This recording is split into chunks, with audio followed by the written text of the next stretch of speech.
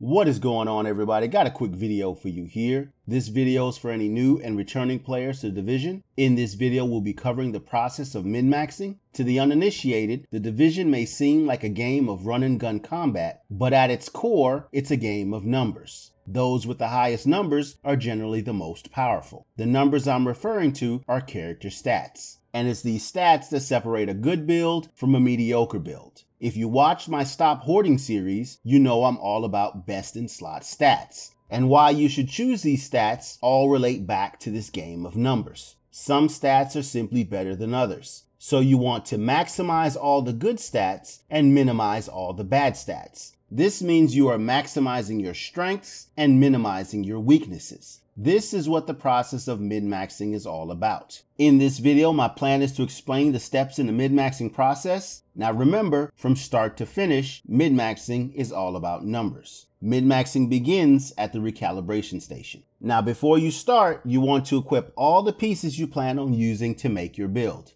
Be sure to remove all gear and performance mods. This is the first step in constructing a build. After you've farmed up all the right pieces and you've only kept the ones that are not labeled as trash, the recalibration station is where you go to start making your build. The recalibration station is for re-rolling gear so that it has the right major and minor attributes, as well as having the right main stat values in the correct column as specified for that particular build. It will be wise to review a few build videos before beginning this step so that you have a general idea of how you want to put your build together. The recalibration station uses regular credits to reassign and increase the stats on your gear. Your goal is to get the stats you do reroll as close to max as possible. As you are recalibrating, you will see the stat ranges, so you'll know if you're close to max values. Doing this will lessen the amount of div tech needed when we get to the next step in this process. After you've recalibrated your build and you have the right stats in the right columns, the next stop is the optimization station.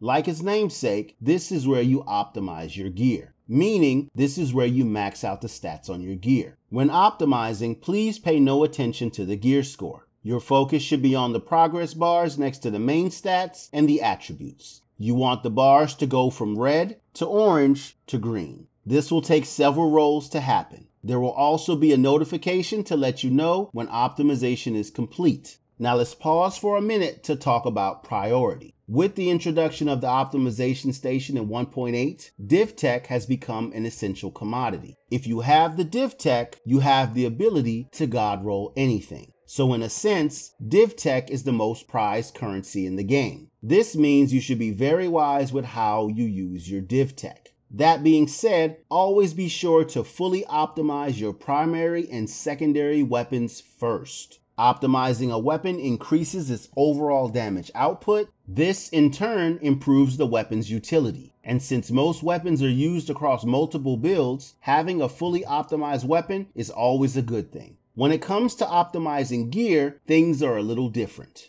Gear stats include the main stat, the major and minor attributes, and armor. And therein lies the problem. Armor is by far the shittiest stat in the game. When it's all said and done, max armor only reduces about 5% of your incoming damage. So optimizing your gear to fully max out your armor is not necessarily a requirement. Personally, I optimize to max out my main stats and my attributes. This means 1401 for classifieds and 1272 for high ends, exotics, and so on. Ultimately, it's your build, so do as you please. Just know that armor is tied to gear score and armor is a shit stat. So if you're chasing max gear score, be prepared to burn some div tech. Also be prepared to find out how pointless max armor truly is. That being said, optimization is quite straightforward. It takes 50 div tech and regular credits to optimize an item once. And you will have to optimize an item several times in order to reach max stats. Again, this is why div tech is so precious. You don't want to waste it rolling armor for one piece when you need it for stat rolls on another piece. The wise thing to do would be to max out your main stats and your attributes first, then circle back and max out your armor if that's your thing. So once you have your gear optimized to the level that suits you, the next step is adding mods to your build.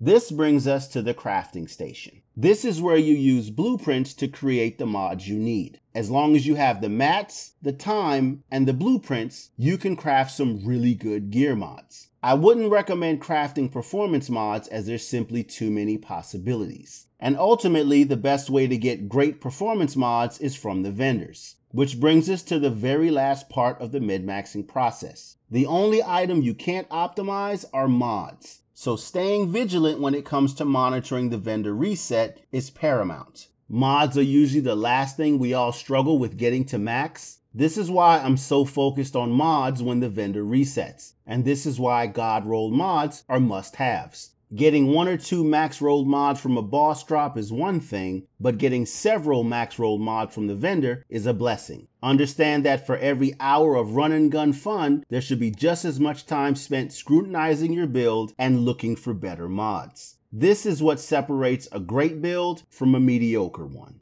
I hope you found this video helpful. Thank you for watching. Take care, everybody.